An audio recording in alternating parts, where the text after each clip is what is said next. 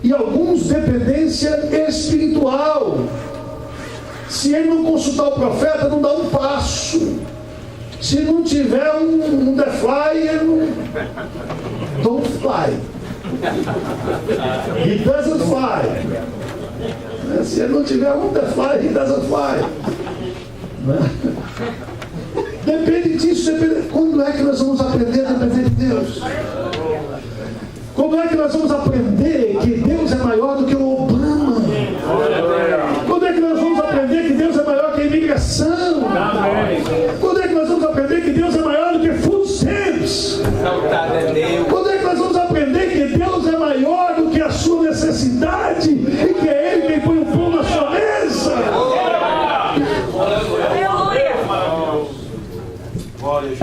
Um grupo de... Aqui nos Estados Unidos tem umas coisas mesmo, né? O pessoal do halterofilismo aí, que prega e tal, chegou lá na África, num país da África, e se apresentou para o rei e tudo mais e tal, e não sei o que e tal. O rei foi lá, apertou o músculo do cara e falou: puxa, você é forte mesmo, parabéns. E o que mais que você faz além disso aí? Como é que você usa os seus músculos? Não, eu faço essas apresentações e tal. Ele falou: mas é só isso. Tanta força para ficar levantando ferro? Tanta força para ficar assim, só se exibindo? É só isso. Quer dizer, você não produz nada com essa força toda? Não tem produção nenhuma com essa força toda. Inchada, né? Bombada, né? Bombadão fedorento. Tem uns bombadão que eu chego perto do garfo deles assim e falo: eita, rapaz, você tá... Mas não, né, meu amigo? Pastor, rapaz, se você olhasse a metade do que você malha, você seria uma potência. Divide o tempo aí, malha mais só a metade do tempo e olha a outra metade, que vai ser bênção para a sua vida. Eu não tenho nada contra quem malha. Se eu tivesse tempo, eu também malhava. Mas você não pode perder a sua prioridade, a sua dependência. Quando as pessoas dependem disso, quando as pessoas não são felizes porque tem uma barriguinha, né? Quando as pessoas não são felizes se não fizer alguma coisa para melhorar a sua aparência, se não fizer, a pessoa não vai ser feliz. Tem gente que, se puder fazer, faz. Se não puder também, não tem problema. Não faz diferença, mas tem gente que não. Está dependendo daquilo. Depende dessas coisas. Depende do prazer, depende espiritualmente, depende de tudo. Nunca depende espiritualmente do Senhor nosso Deus, diretamente do Senhor Jesus Cristo, né, irmãos?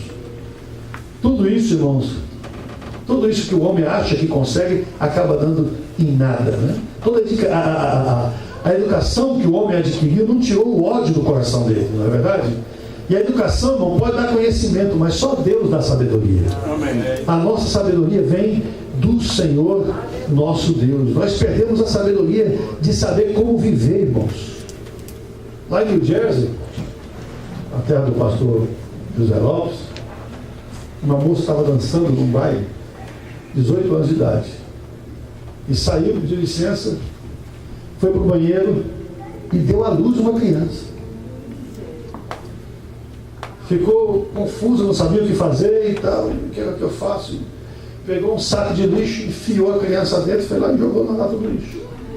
E voltou no baile. Se ela conseguiu continuar dançando, eu não sei, mas ela voltou para lá. Aí as manchetes depois do jornal, né, o escândalo que foi aquilo, e o desespero e tudo mais e tal. Escute o que foi que psicólogos disseram, o que foi que os direitos humanos e a sociedade que defende o aborto disse.